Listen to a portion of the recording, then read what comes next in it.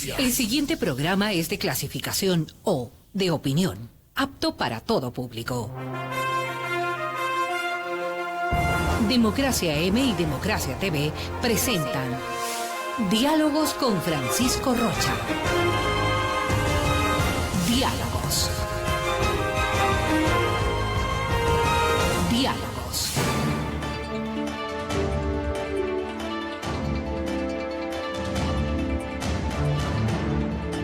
Buenas tardes, amigos, estamos encontrándonos ya. Les habíamos anticipado desde el fin de semana que estaría Arturo Torres, ya nos acompaña aquí en Diálogos. Vamos a tratar Código Vidrio, este espacio de investigación y de contarnos los alrededores de las noticias y algunos entretelones que no siempre se pueden tener. Arturo tiene dos notas específicas en estos días.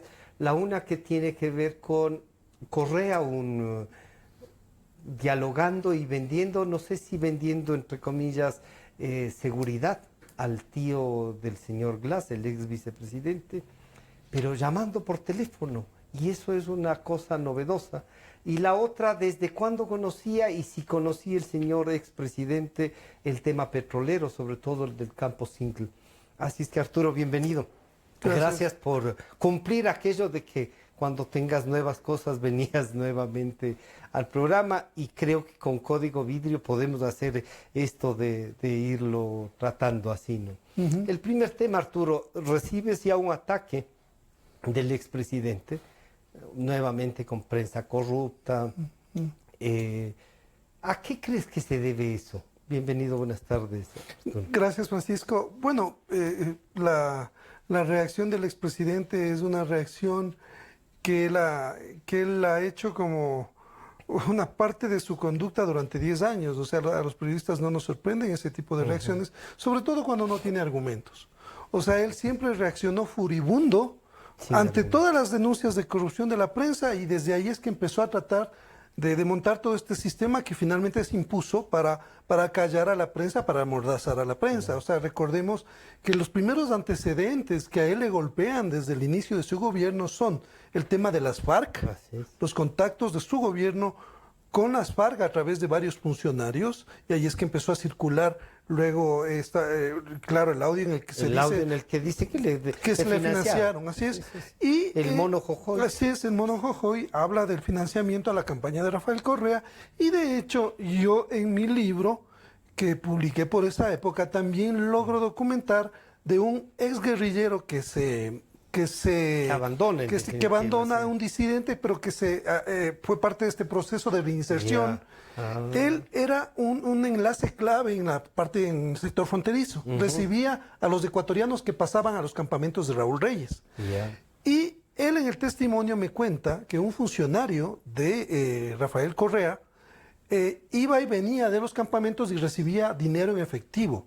Más de $250,000 recibió esta persona y llevaba a la campaña de Rafael Correa. Claro. Yo confirmé la veracidad de la información de este guerrillero por otras fuentes. O sea, él efectivamente era un tipo de enlace entre funcionarios o personas vinculadas al gobierno de Correa, a la campaña, y las FARC. Entonces, eso es parte de un capítulo del libro, del testimonio de este guerrillero. Y la primera respuesta de Correa fue... Claro, también... pero terminó diciendo una cosa, ¿no?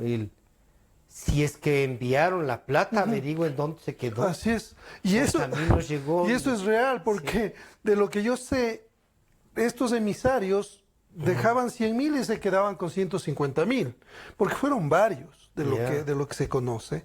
Eso hay que documentar más. Claro. O sea, es un tema que es complicado. Está ahí, porque generalmente, además, como todo se hizo en el libro, sí ya está documentado. Sí, eso está documentado.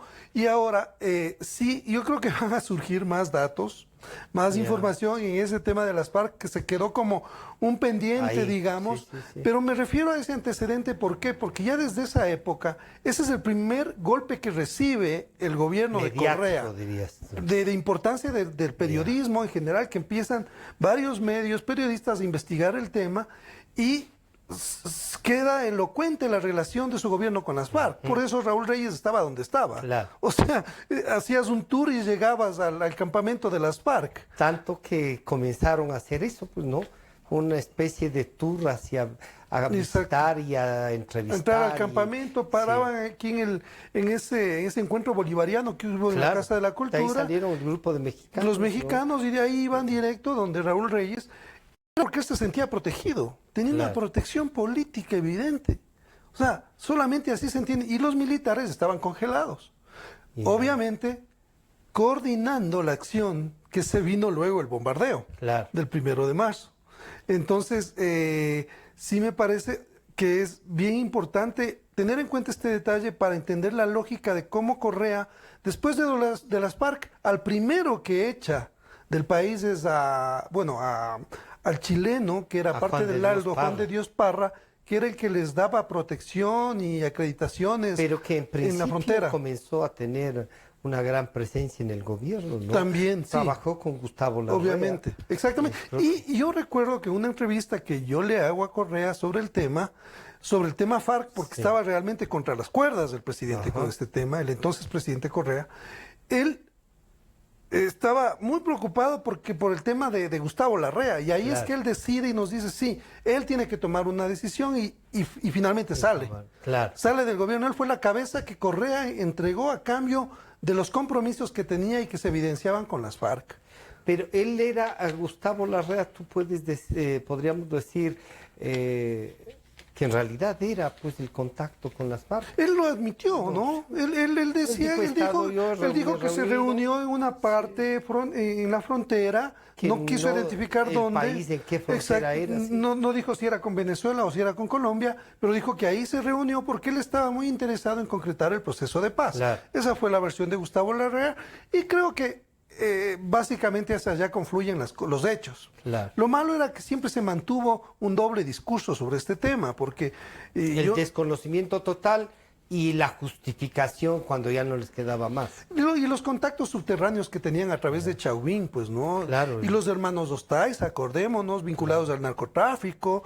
Ahí está el informe de Francisco Huerta y esa comisión sobre los Ostaiza. Exacto. Y las fotografías del propio Ostaiza con la hermana del presidente. Y además de Ostaiza, que luego reconoce que él también financió la campaña. O sea, ese antecedente es bien interesante para entender luego lo que pasó con los sistemas de inteligencia que seguían a las FARC, que fueron desmantelados. Tú reclamabas el día de ayer que se abrió un paraíso para las FARC, para los que quieran, en el país, en virtud de que se desmantelaron los sistemas de inteligencia. No tuvimos radares gran tiempo y los militares como que dejaron también que pase, ¿no? Sí, porque de lo que se ve al desmantelar estas unidades que seguían a las FARC, entre ellas la UIS, esta unidad de investigaciones especiales, que si bien es cierto que era financiada por Estados Unidos, ¿no es cierto? Porque eso sí también hay que criticarlo, ¿no es cierto? ¿Te parece que es criticable eso? Que no se haya transparentado, me parece, porque evidentemente cuando tienes que hacer un trabajo antidrogas, si hay un sistema de cooperación, está bien, siempre y cuando eso se conozca. O sea, que la gente sepa exactamente. Que tengan convenios, que haya acuerdos. Sí, que sea un proceso formal. Lo que pasa es que este era un proceso más bien reservado, ¿no es cierto? Y de esto se aprovechó el gobierno para acabar con todo y empezar de cero, lo que significó que durante 10 años en la frontera, básicamente todos los seguimientos que se hicieron a las FARC, se conocía todas sus redes de abastecimiento, que ahora son las mismas redes de logística. O sea, son las mismas. Y a esas redes están anclados estos disidentes, ¿no es cierto? Pero como se rompió este hilo, este seguimiento, este proceso, básicamente ellos han hecho lo que han querido estos 10 años, o sea, han fortalecido esas redes y se han vuelto mucho más influyentes en esa zona, ya con otras organizaciones delictivas. Claro, ahora parece que ya más que guerrilla ya es delincuencia pura, ¿no? Y además es una delincuencia muy peligrosa, mucho más sofisticada, con un gran poder de fuego, como le llaman ellos, con una gran logística. Tienen el dinero del narcotráfico, saben manejar armamento pesado. Y recordemos, ayer hay este ataque con morteros a los militares. O sea, es mucho más compleja en este momento la situación para Fuerzas Armadas y la policía que cuando estábamos en el escenario contra Claro. las FARC. Ahora estamos con delincuentes con formación de soldados. O sea, Claro. eso tiene otro nombre y necesita otra manera de abordar el tema como para poder ser efectivo. Entonces, solamente me quería volver a eso, Claro, sí, sí. porque luego vino lo de Fabricio Correa, los contratos de Fabricio Correa, que tenía con el gobierno Como 600 millones como de 600 millones de dólares entre contratos y subcontratos, toda el velo societario para ocultar que él era el propietario. Entonces, después de esos 2 años críticos que tuvo Correa con la prensa, empezó a sentir la necesidad de acallar a la prensa, porque evidentemente desde el inicio se empezaron a destapar este tipo de actuaciones desde el poder que eran básicamente... ¿Tú dirías que desde el inicio era un gobierno comprometido con cosas obscuras? Sí, sí, a mí me parece que todas las evidencias te llevan a un gobierno comprometido que nace desde la campaña electoral, Claro. ¿no es cierto? Y que estamos viendo que hay todavía Rezagos de todo eso. rezagos de todo eso, y creo que ese es también uno de los grandes lastres que tienen los políticos ecuatorianos y en la región en general. Las campañas electorales, las campañas políticas, ¿no es Los cierto? costos. ¿Cómo son financiados? ¿De dónde viene el financiamiento? Eso luego...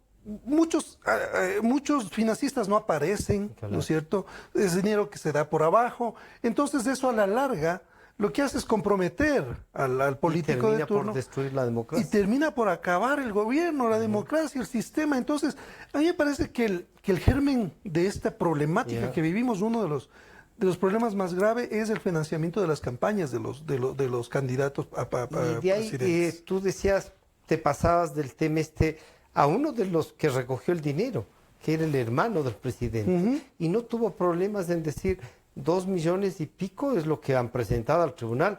Yo solito recogí más de 3. Así es, exactamente. Él dijo. Él lo reconoció, Sí. se pudo ver en sus Públicamente. declaraciones Sí, sí. públicamente cómo se han manejado las cosas. Entonces, a mí no me llama la atención y creo que también ese debe ser uno de los problemas que va a tener el actual gobierno, Claro. porque no olvidemos que es la misma estructura la que Que- financia a Alianza País de Lenín Moreno. Pero llega este gobierno, llega ya con recursos, podríamos decir, propios de fortunas hechas en estos 10 años. Yo creo que eso es lo que hay que Sí. investigar bien, ¿no? O sea, investigar bien de dónde proviene el financiamiento de la campaña de Lenín Moreno. Ya. Porque no olvidemos que los financistas me parece que tienen que ver mucho con esos financistas que ya estuvieron con el gobierno de Correa. Ajá. Entonces, Han estado los 10 años con entonces ellos. pensemos en que esa dependencia obviamente se va a mantener. Claro. Cambió el gobierno, pero como hay un compromiso con esos financistas, que digo por cómo ha sido el esquema, no aparecen, esa es plata que se da subterráneamente por abajo, entonces ya básicamente ellos tienen un seguro de vida con el gobierno, o sea, y Pero muchas ese cosas. seguro de vida puede reventarse como el de Odebrecht. Exactamente. No te olvides que el señor Conceição Santos dijo que el señor Glass le pidió Para la campaña. campaña más de 1 millón. No dijo si le dieron. En la declaración, en lo que se escuchó, no se escucha, yo le entregué. Lo que dice es me pidió. Me pidió para la campaña, así es. Para la campaña, ¿no? Y Odebrecht actuaba así en todas partes, o sea, financiaba campañas políticas y siempre trabajaba con políticos. Ese era el esquema. Ese era un esquema Esa era ya la trazado. forma de operar. Y nosotros aquí sabemos, no se ha probado tampoco, que hay empresarios que diversifican sus ¿Sí? financiamientos, ¿no es cierto? A todos los candidatos les dan un poco de plata para asegurarse, ¿no es cierto?, que gane cual gane, ellos luego Ellos puedan tengan hacer un negocios espacio ahí tranquilos. de- O sea, que no les molesten, que puedan estar bien en ese Es una sentido. especie de vacuna también para los empresarios. Claro. Pero O sea, eso es un mundo delictivo, ¿no? es el sistema perverso que se ha montado, o sea, porque yo creo que ese es uno de los grandes vacíos que tiene nuestro sistema democrático, el tema del financiamiento de las financiamiento. campañas, sí. Arturo, del hermano del expresidente, de Fabricio Correa, esos 600 millones, ¿se sabe algo? ¿Qué pasó? ¿Devolvió? Él dijo que ganó incluso unos juicios, por lo tanto le debemos haber pagado antes que recuperado la plata, porque en algunos temas él cobró de lo que se sabía el 90% de adelanto, ¿no? Claro, tenía unos buenos anticipos. Entonces, bueno, la verdad es que este es otro capítulo que quedó inconcluso una vez que se escarmentaron a los veedores, les enjuiciaron y les sentenciaron. Claro. Uno de ellos, Pablo Chambers, todavía está en la clandestinidad, ¿no es cierto?, esperando que le den la amnistía, la asamblea, y no el indulto como ocurrió con Gerardo Portillo, porque me parece... ¿Le pidió qué? Porque básicamente en el caso de Pablo Chambers, él dice que él no tiene por qué pedir perdón de nada, Claro. él no ha cometido ningún delito. Y Él que dijo por lo que... él se basó en documentos, él se basó en una investigación y por eso fue perseguido por el anterior gobierno. Sigue siendo, ¿no? Y sigue siendo, o sea, ese es uno de los casos de injusticias más grandes que ha vivido el país en esta última década, que es una perversidad que a los ciudadanos, a una veeduría ciudadana se le persigue Propuesta de esa por forma. ellos mismos. Daniel. Creada por pedido de Rafael Correa, ese es el modo de actuar. O sea, a mí no, por eso es que cuando él descalifica las actuaciones de la prensa, para mí es como un gran reconocimiento. O sea, porque evidentemente... Cuando él dice yo no sabía... Evidencia que estamos es que en el camino perfecto. O sea, cuando él dice que no, es que así son las cosas. Así es. O sea, entonces, cuando él nos ataca la semana anterior porque supuestamente es falso lo que hemos publicado y no sé qué, básicamente a las siguientes horas Rivera se activa, sale una carta desde la prisión, se viraliza a través de militantes correístas y ahí están las dos versiones, negando que el presidente ha llamado a Rivera para decirle que se quede tranquilo, que no va a pasar nada con el juicio. Le garantizaba que no iba a prosperar. Pero ustedes publicaron la versión de la abogada. Así es. Ella cuenta cómo estuvo presente. Ella estuvo presente en esa llamada. Esa es la validez de ese testimonio, Claro. ¿no? O sea, a ver, nosotros además, luego de que tenemos acceso a este testimonio importante de esta abogada, buscamos a Rivera a través de su abogado para que nos dé para contrastar la información. Insistimos varias veces durante varias semanas y no nos dieron la versión y le mandamos incluso por mensaje las preguntas para que le haga llegar a su defendido y él no quiso pronunciarse. Entonces, el valor de este testimonio de la abogada, de la primera abogada, es que ella, estando en ese momento, Rivera estaba en su casa, estaba en arresto domiciliario y ellos lo que querían es, por una cuestión de salud y humanitaria, que se le retiren las medidas cautelares del arresto para que él pueda atenderse de salud, porque él sufre de problemas del corazón, no duerme bien, tiene un sinnúmero de problemas. Entonces, ella lo que estaba gestionando en ese momento, la estrategia iba orientada a que les levanten las medidas cautelares. Y en ese momento le llama Correa. Correa estaba a punto de irse al día siguiente a Bélgica. Ya se iba del país. Ya se iba del país y le llama a Rivera y Rivera se sorprende y se alegra porque básicamente el tipo se sentía solo, abandonado en ese momento. Le llama a Correa, según el testimonio, y él, para que escuche la abogada, pone el altavoz del celular. Y por eso es que ella puede escuchar que era Correa, lo que le dijo, los ofrecimientos a los que se compromete, y evidentemente eso cambió el rumbo de ese proceso, porque hasta ese momento él estaba... guarda silencio, ¿no? Claro, él estaba dispuesto a colaborar, a hacer una colaboración eficaz. Seguramente la abogada misma le recomendó. Eso era lo que estaba acordado hasta ese momento. Pero cuando le llama a Correa y le dice, estate tranquilo, no va a pasar nada con tu juicio, el hombre se va para atrás y dice, no va a pasar nada, entonces aquí me van a cumplir. Yo no tengo por qué pedir hacer una colaboración, ¿no es cierto?, eficaz. Me quedo ahí tranquilo porque ellos van a mover las fichas. Esa es la lectura. Y no hay que olvidar que esta misma abogada es la que logra unas 2 semanas antes que a ese juicio le levanten la reserva. Porque la fiscalía había pedido que ese juicio sea reservado. Claro, pidieron y se el mantuvo. fiscal era Chiriboga. ¿O ya era El Vaca? fiscal ya era Vaca. Ya era Vaca. Una de las primeras acciones Era polémicas poner, en reserva. en reserva. Ese caso estuvo en reserva durante O sea 2 o que 3 si es semanas. si es que les dejan, estos tapan. Iban a tapar todo, o sea, iba directamente ese juicio a mantenerse en secreto y a poderse, desde mi punto de vista, direccionar Claro. de acuerdo a cómo más o menos estaban calculando que tenía que moverse el juicio. Entonces, la importancia de esta abogada radica en 2 hechos. El primero, en que ella hace la gestión y dice, no, este juicio tiene que ser público.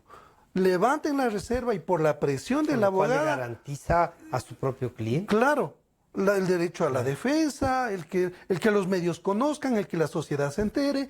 Entonces, él básicamente lo que hace es, el fiscal ya no puede hacer más para mantener la presión para la reserva, Como no pudo desde el Brasil. como no pudo, claro, porque Claro, venía no, de información los desde Estados afuera. Unidos, O sea, claro. podían controlar todo lo que querían aquí, Pero pero de afuera no no tienen pudieron. la variable desde afuera. Entonces, eso ha sido bien incómodo, ¿no es cierto? Eso De- es lo que les ha obligado a llevar adelante. Eso ha marcado en cierta forma Entonces, el ritmo esta de la abogada investigación. tiene estos 2 puntos. Sí. El uno, el de levantar la El de reserva, levantar y la el reserva. otro, el ser testiga. El ser testiga y de esta escuchar el llamada y diálogo, escuchar. ¿no? Y yo realmente valoro mucho ese testimonio. ¿Por qué? Porque una vez que nosotros teníamos lista la información para publicar, le volvimos a llamar. Porque para nosotros es muy importante el tema de la seguridad de ella. Claro. Sabíamos que iba a estar más expuesta. Que iba a estar expuesta. O sea, entonces ella nos Le dijo, dijeron, sí.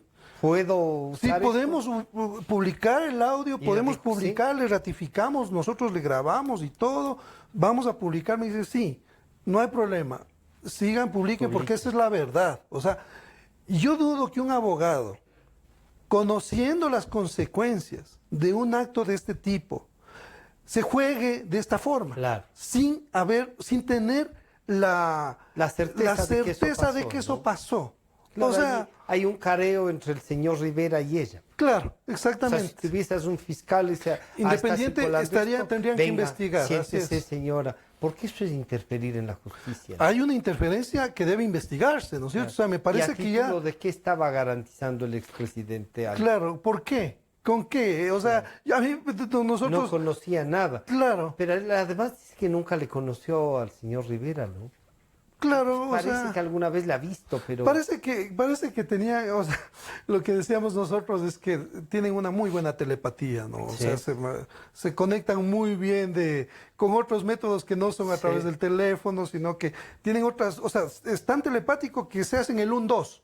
El uno hace tuitea desde Bélgica y el otro inmediatamente saca la carta. la carta. Y dicen exactamente lo mismo.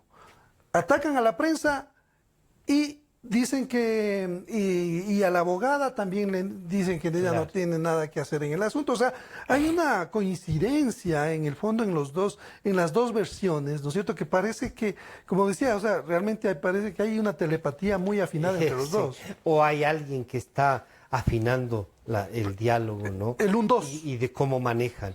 Sí, podría ser la verdad. tema. Entonces, una vez que ella, bueno, que aparece este testimonio que yo creo que es relevante por eso, de lo que hemos sabido también ella ha sufrido retaliaciones. Claro.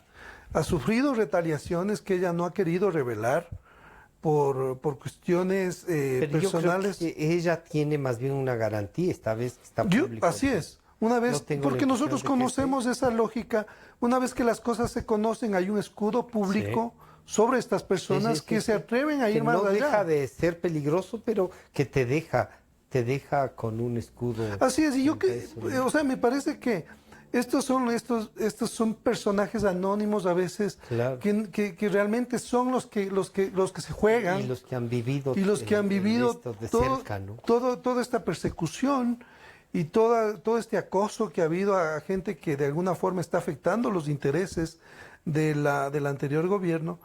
Y a mí sí me parece que es muy destacable lo que ha hecho ella y por este otro antecedente también que te comento. Y por eso es que, O sea, estaba actuando con justicia o sea, y a través de lo que hay que hacer. en la siendo ley. coherente, me Claro, parece que como abogada. es un ejemplo de coherencia más allá de cualquier cosa, porque aquí vemos que es un tema de interés público y de interferencia además Claro. en la justicia. Entonces, es Arturo, válido por ahí. Alrededor del señor Rivera y del ex vicepresidente Glass, se van generando empresas, se van generando personajes. Asoma un tío paterno vinculado a una empresa nada menos que de un dirigente deportivo que consolida su fortuna en estos 10 años. Pero además asoman otras personas. ¿Cómo encuentras este entramado de gente que alrededor de el vicepresidente o por sus cercanías al ex vicepresidente terminan consolidando, digámoslo así, para no decir haciendo su fortuna, consolidando sus fortunas? Sí, es interesante el juego periodístico que nosotros hemos planteado, porque, y la idea de código fue la idea de María Belén. Ella es muy metafórica. Entonces, el caso Glass, el caso de Brecht, es un código por descifrar.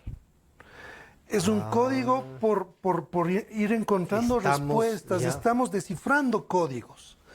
Entonces, esta es un poco la invitación que nosotros también hacemos. Y el laberinto, sí, el laberinto está por aquí. En el que nos hemos metido para ir descifrando códigos. Entonces, claro, a mí me gusta mucho la novela y la película En nombre de la rosa, ¿no? Que también tiene que ver con Humberto Eco, códigos. Siempre, manejándose mucho por ese lado. Entonces, esa parte siempre me ha fascinado desde la parte de la literatura, y desde la investigación también tiene mucho que ver con descifrar enigmas. Estos enigmas. Y entonces, para nosotros, en este caso, es cómo llegamos a un personaje que era Ciro Morán. ¿Te acuerdas que conversamos? Ciro Morán Maridueña. Que era el que había estado ahí oculto, ¿no? Pero que era la persona que trajo cercana, a Odebrecht, cercana a Glass, y que es la que abre la puerta a Odebrecht. Exacto. Consigue juntarles a los dos del relato que hemos visto, ¿sí? Entonces, ahí se nos abrió otro código. El código era Pablo Heriberto Glass Rodríguez, que es el casado con la hermana de Ciro Morán. ¿Sí? Y este Glass Rodríguez es hermano de... Es primo hermano. Primo hermano. Es primo de Jorge Glass. De Jorge Glass. Entonces, claro, y ahí también tienes el parentesco de Ciro Morán con Jorge Glass. Ahí entra ahí se enlazan. Ahí se enlazan. Entonces, contamos lo de Ciro Morán a partir del hecho de que él era casado con la hermana del abogado Ciro Morán, ¿no es cierto? Bueno, entonces, ahí llegamos a este personaje, Pablo Heriberto Glass Rodríguez. Entonces dijimos, bueno, investiguemos más qué pasó, porque seguramente esto no es un hecho aislado. O sea, no solamente Rivera como familiar se benefició, sino que deben haber otras personas, familiares y amigos, que se beneficiaron en este esquema. Entonces, sigamos el hilo de Ariana. ¿Y qué hace? A ver hacia dónde nos conduce. Entonces encontramos que Pablo Heriberto efectivamente es propietario de 2 empresas, ¿no es cierto?, que a su vez que se llaman Corpecel y Certemín. Certemín y Corpecel, que reciben contratos del Estado. Entonces se beneficia de varios contratos del Estado. Y con seguridad sin concursos, ¿no? Habría que porque la regla era que eran sin concursos. O sea, por estas emergencias. Y te puedo decir que eran los únicos proveedores. Claro, porque básicamente esa es la experiencia, ¿no? Lo que ha ocurrido. Claro, estas 2 empresas de Pablo Glass Rodríguez, casado con la señora... Con la hermana de Ciro Morán. Estas 2 reciben varios contratos. Sí, reciben contratos. ¿Tienes una idea del monto de cuánto? En este caso no pudimos cuantificar. ¿Por qué? Porque encontramos que el tío materno de Jorge Glass, Pedro Pablo Glass, ¿no es cierto?, que es el tío paterno. ¿Es el padre de Glass Rodríguez? Sí, exactamente, es el padre de Glass Rodríguez. Entonces hicimos una primera búsqueda, porque te cuento que esto fue surgiendo. O sea, a medida que avanzábamos con los datos, esto se nos fue abriendo y empezamos a seguir la pista, y nos encontramos con Pedro Pablo Glass Viejo. Y era el dilema entre el primo o el tío. Hicimos una primera búsqueda para ver efectivamente cuál era el personaje que más influencia tenía y cuál era y qué relación tenían con empresas, con dirigentes. Y ahí encontramos que realmente el que tenía muchos más contactos era Pedro Pablo Glass, el tío de Glass, del vicepresidente. Pedro Pablo Glass Viejo. ¿Por qué es importante? ¿Por qué nos concentramos en él y no buscamos los otros contratos de las empresas? ¿Por qué? Porque él es el gerente de Electrocables. Electrocables es una empresa proveedora de cables y de material eléctrico. La única parecería aquí, ¿no? Parecería que sí, pero creo que hay algunas más que no han tenido esa misma suerte. Porque evidentemente... La única con suerte, entonces. Exactamente. Y esa te lleva de Electrocable te lleva a nada menos que un personaje que ha tenido influencia estos 10 años. Nasib Neme. Nasib Neme, ¿no? Entonces, así es. Se abre otra puerta. El gran compadre y amigo también de Correa.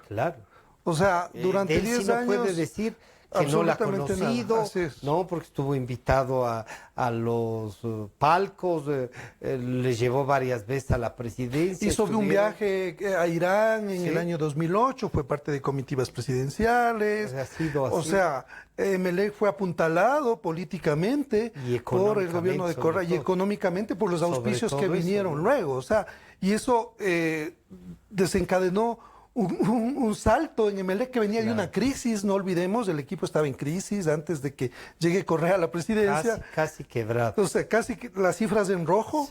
Llega Correa y les da un espaldarazo enorme, tanto que en esta década han tenido 4 campeonatos. 4 campeonatos. Y con todo lo que eso significa, ¿no? Más auspiciantes, mejores sueldos, más dinero. Bueno, había una camiseta que tenía el Banco del Pacífico, el Banco del Estado, el Banco Nacional de Fomento, incluso creo PDVSA también, PDVSA, claro. Petróleos. Grandes auspiciantes. 5 o 6 del Estado. Y uno dice ahí, claro, ¿y por qué no a los otros? Podríamos decir. El Aucas después de la Shell no ha tenido...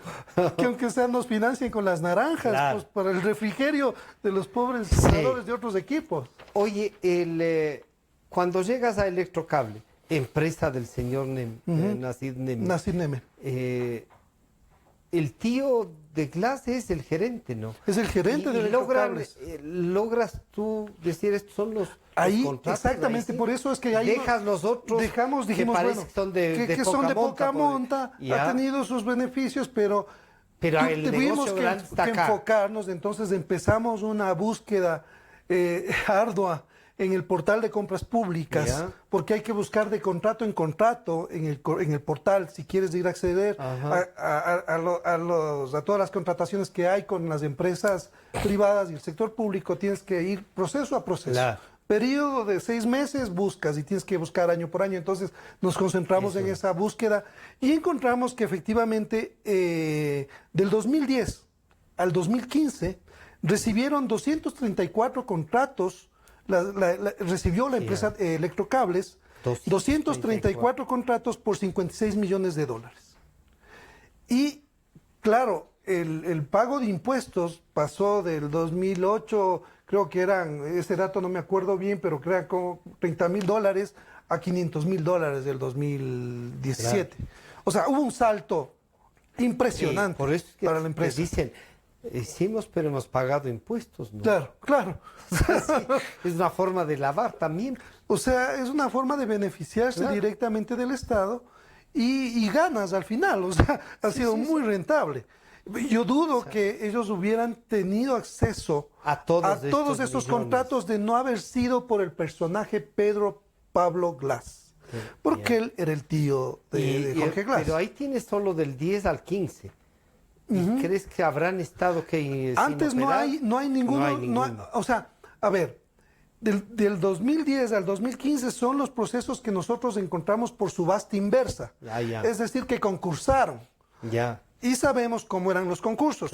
Los concursos eran direccionados también. O sea, cuando él quiso la ley ya sabía cuál era la trampa. ¿Cómo se tenía que hacer? O sea, tú tienes información privilegiada y ya sabes que las condiciones para este contrato son estas. Solamente tú presentas las condiciones. Y los otros, como no tienen acceso a la información, perdieron. Y aparentemente tu oferta fue la más barata. ¿No es cierto? Esa es la subasta inversa. Gana el que oferta algo más económico. Pero no solo eso, porque como te digo, hay estos parámetros, estos otros vectores que son, a ver, las especificaciones que necesito yo para esta contratación. Entonces, de lo que hemos visto en otros casos, eso era acceso a información privilegiada para ganar en estos procesos de subasta inversa. Claro. Y los periodos que no pudimos ubicar desde 2015 hacia adelante y antes del 2010, es que son procesos que no están subidos en el portal de compras públicas y por lo tanto pueden ser por emergencia, sin concurso ni licitación.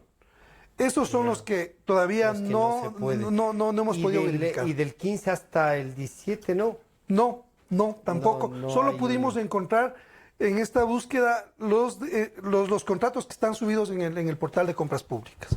Entonces, básicamente ahí lo que se ve es, claro, el gran accionista y el gran propietario de Electrocables, Nassib Neme, amigo íntimo de Rafael Correa, claro, que a su vez la familia Neme, eso es lo que nos conduce también, está relacionada con Plastiquim. También. No olvidemos que esa es la empresa que recibe $700,000 de Odebrecht a través de John Pollitt. Entramos en Neme, ver más relaciones de Neme y encontramos que el primo de Neme es Cabalán Abisaad Neme, embajador en Qatar desde el año 2012 al 2018. Antes de la señora... Antes de Baki. De Baki. Y antes del 2012, desde el 2010 al 2012, él fue asesor del entonces presidente Correa. Él era el encargado de traer las inversiones de Medio Oriente, sí, especialmente de Qatar. Claro. Y ahí es que viene la pieza del Campo Singue, porque él es el que empieza las negociaciones y él trae a Gente Oil. 2011, claro. Desde el 2011. Él empieza a traerle a Gente Oil y les lleva, e incluso hay fotos en las que aparece el presidente ejecutivo de Gente Oil, que luego se quedó con el campo, con el Campo Singue, en el Palacio de Gobierno, en Carondelet. O sea, el presidente Correa sabía de esto desde el año 2011. Desde el año 2011. No puede ser que no se acuerde ni del nombre del campo, ¿no? No sabe nada, o sea... ¿Cómo era presidente? Porque a estas alturas uno dice, oiga, ¿de qué hablaba todos los sábados si no sabía de nada? Así, o sea, realmente esta amnesia del presidente ha sido crónica. O sea, hemos tenido un presidente con una gran laguna mental. Arturo, ¿y esta presencia de este embajador Neme allá en Qatar, hablará de los vuelos a Qatar, de los aviones presidenciales de los que se han hablado últimamente? Claro, esa información que ha circulado en redes sobre que mucho dinero salió para Qatar, ¿no es cierto? Porque de hecho es un paraíso para hacer inversiones, porque incluso te estimulan a que hagas inversiones en Qatar porque no hay mayores controles, básicamente. O sea, puedes llegar en un avión con una maleta de plata, dicen. Y no pasa nada. No pasa nada. Incluso no te cuesta aperturar una cuenta en un banco. Ellos tienen una política de superarle a Suiza, porque Suiza ahora ya tiene más controles, en todo el estímulo que dan a la gente para que invierte en Suiza. Para tener ahí, porque ese era básicamente, también era un paraíso fiscal. Suiza no tenía, pero ahora, después de que se han revelado todos estos problemas por los paraísos fiscales, con los Panama Papers y todo esto, la comunidad europea ha comenzado a presionar y los controles son más rigurosos. Ya no puede, o sea, si tienes algo en paraísos fiscales, eso debe saberse, debes saber cuáles son las empresas, las inversiones, de dónde vienen. O sea, el paraíso no es problema. Así es. Lo que tienes es que saber de dónde viene la plata. Así es, que haya transparencia sobre el origen de los recursos. Y además de este primo, embajador y asesor del presidente, ¿será él el tesorero? Alguna gente dice, él es el tesorero del gobierno de estos 10 años. Bueno, él de lo que pudimos investigar ahora es dueño de una empresa que es la que tiene las franquicias de marcas internacionales de mucho peso, ¿no es cierto? O sea, que igual mueven mucho dinero, ¿no es cierto? Y es de mucha influencia. Pero hay otro dato que tiene que ver con Electrocables. que ellos aparecen como uno de los proveedores de esta empresa Foglocons, que en el año 2013 fue investigada por lavado de dinero, por el tema de sacar, de hacer exportaciones ficticias a Venezuela a través de este sistema Sucre. Claro. ¿No es cierto? Por el Pero cual los que manejaron realmente el Sucre y lavaron dinero. Así es, ese era un esquema de lavado de dinero. Nada más. Eso es un hecho, las autoridades han probado eso, pero en este caso, extrañamente, ¿no es cierto? Pese a que la fiscalía, la misma fiscalía, el SRI, aduanas, probaron que, por ejemplo, en el caso de Electrocables, Ajá. que le había proveído, o sea, declararon que proveyeron 24 millones de dólares en materiales para construcción. Pero realmente no fue así. Lo que pudieron probar es que les dieron material por 14 millones de dólares. O sea que 10. Los 10 millones no sabe qué pasó. O sea, eso era parte del esquema que en general manejaban con las empresas de simular. Estaba en papeles de exportación, pero cuando ibas al contenedor eso no existía. No existía. No existía. Por eso fue investigada también la empresa.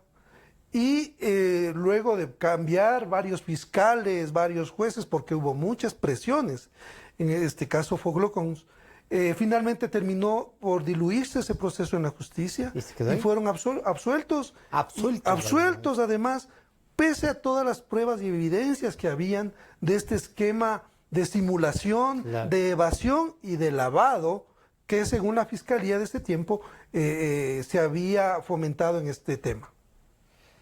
¿Qué otra empresa encontraste nueva? A ver, aparte de eso, nosotros lo que también vimos, nos fijamos más en Ricardo Rivera, también, como para ver todos los esquemas que él había... también montado él una estructura. Claro, él también había montado una estructura. No olvidemos el tema del canal, del canal que tenía él. Del que era socio el ex vicepresidente, ¿no? Claro, él fue uno de los fundadores, también tenía un programa. Y no olvidemos el caso de Telconet, también, que básicamente le pagó por unos servicios, por su intermediación a Rivera. Telconet recibió a su vez contratos del Estado. Recibió para transmisión de datos en las elecciones y también en otra empresa estatal. O sea, ahí también tienes otra conexión de beneficio entre dos socios, porque eran socios Tomislav Topic y Ricardo Rivera en algunos negocios. Perdón, hay un paréntesis. Topic es el que dice que le dio 5 millones de dólares al señor Rivera. Por sus gestiones. Por sus gestiones, ¿no? Por intermediar. Exacto. Por facilitarle negocios. Por facilitarle. Él era un gran facilitador, ciertamente. O sea. Pero se ve que sí. Y efectivo, o sea, que se concretó. No olvidemos que Topic encuentra en sus cuentas, después de algunos años, creo que 2 millones de dólares, que no sabía explicar de dónde salieron. Y cogieron ese dinero y fueron y entregaron en la fiscalía. O sea, yo no sé o sea, realmente... ¿Cómo son que 2 millones de dólares no sabe por qué han llegado a la cuenta? Claro, entonces, bueno, yo de lo que veo es que es un tema bien extraño, ¿no es cierto? Que la fiscalía debería investigar mucho más. Del lado de este empresario, yo he visto que sí ha habido como...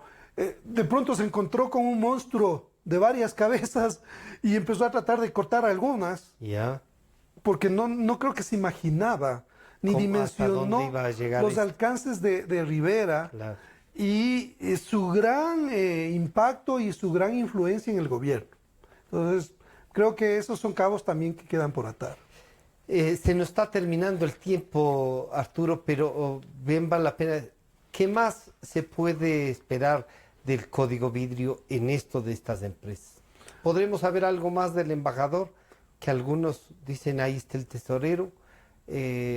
¿Habrá vuelto al Ecuador el embajador Nemea desde Qatar? Sí, él está acá. Él está acá actualmente, trabaja aquí en Quito. ¿Aquí en Quito? Sí, él tiene una empresa que es de textiles y está dedicada al campo de la moda. y a su vez administra varias franquicias internacionales de moda, de ropa y todo eso. A eso a lo que se dedican actualmente. Ahora también es interesante, nosotros, bueno, como te digo, en cierta medida lo que hemos hecho es preparamos un paquete de investigaciones que hemos ido soltando semanalmente, que es más o menos 1 o 2 a la semana, como para que la gente pueda entrar y profundizar, porque nuestro ánimo es precisamente que se pueda entender bien un tema. Que la gente entienda bien esta estructura, sí, esto que fue generado en 10 años, ¿no? Sí. Y ahí podemos ver lo del campo single. Sí, ahí se puede ver lo del campo single, que es de esta última entrega, donde está electrocables, donde está el tema de cómo Correa llama para presionar, para ofrecerle a Rivera que un poco se quede tranquilo. Le da tranquilidad y compra silencio. Exacto. Entonces, en este capítulo, digamos, en esta serie, en esta última serie, contamos el tema del clan Glass y su influencia y cómo han sido beneficiados, lo que pudimos, lo que hemos podido encontrar. Sí, en nuestras limitadas capacidades, lo que pudimos alcanzar a verificar y a comprobar y a documentar. Entonces, deben haber muchas más cosas que todavía, y creo que ese es el papel que tenemos que cumplir los periodistas en general, por seguir estos hilos, ¿no?, que van quedando, o sea, y estas pistas que todavía tienen que indagarse, por ejemplo, mucho más lo de este primo de Neme, que tal vez habría que buscar más de qué nomás se trata y qué negocios habremos hecho como país con Qatar mientras él era el embajador, ¿no? ¿Hasta dónde llegaron? Porque de lo que yo sé, un último dato es que él quería traer a unos $5,000 millones. Bueno, pero nos anunciaban casi siempre que eso era, ¿no? Así es, eso anunciaron, pero veamos ¿Qué esperamos para esta semana? A ver, esta semana que se viene nosotros vamos a profundizar un poco en cómo Odebrecht se valió de otras empresas para seguir teniendo contratos en el país. Y cómo unos 2 personajes interactuaron ahí, que han estado también perfil bajo, que se han estado pasando por las ramas, saltando de rama en rama. Entonces, eso es lo que preparamos para esta semana. Sí. ¿Qué día crees? A ver, yo creo que vamos a salir entre el miércoles y el jueves, sí. Porque, claro, ha sido un fin de semana medio intenso y desgastante. Claro. Porque evidentemente el ataque hay que reaccionar con información, que es lo que nosotros hemos hecho. Es una dinámica que estamos emprendiendo solo los dos, o sea, mi esposa y yo, María Belén y yo. Entonces sí es como un aprendizaje sobre la marcha y claro, estar con gran trabajo, ¿no? Con este seguimiento, sí, y como digo, un gran aprendizaje de cómo hay la respuesta de la gente que nos apoya, cómo la gente, el compromiso con la verdad, me parece que es bien importante, ¿no? La gente quiere saber. Como dice Gonzalo, buscando la verdad. Así es, y esa búsqueda es una búsqueda constante porque no hay verdades absolutas. Así es. Las verdades se van completando. Y tienen también sus otras verdades que las pueden decir. Así es. No, y siempre, como decía en este caso de Rivera y de Glass, los documentos, las versiones completas de ellos están en el sitio. O sea, quien quiera ver la versión completa de Glass, decenas de documentos, puede ingresar y ver la versión de Glass. Les invito a la gente que le sigue al vicepresidente, al ex vicepresidente. ¿A qué página deben entrar? ¿Cómo es el...? Códigovidrio.com. Códigovidrio.com. Gracias, Arturo. Entonces esperamos ver esta semana estos otros empresarios. Estos 2 empresarios. Facilitadores de contratos de la Odebrecht. Para Odebrecht, Ha estado con nosotros Arturo Torres, Código Vidrio. Código Vidrio, una apuesta por, como él ha dicho, la búsqueda de la verdad. Estaremos haciendo un seguimiento. Este programa estará a disposición de ustedes a partir de las 3 de la tarde. Nuevamente les estaremos repartiendo también y ojalá pongamos ya un link también en el tema de Código Vidrio, códigovidrio.com. Ahí pueden seguir investigando algunas preguntas que ustedes mismos deben tener. Nos estamos encontrando el día miércoles. Gracias, Arturo. Gracias, Francisco. Democracia. Sobre la emergencia de gas y energía que se está viviendo en la costa Caribe. Democracia. Rusia retoma críticas por retenidos en base naval de Estados Unidos. Democracia. Formulé el primer pedido histórico de perdón a las víctimas de las graves violaciones de los derechos humanos. Democracia. Solo noticias. Este programa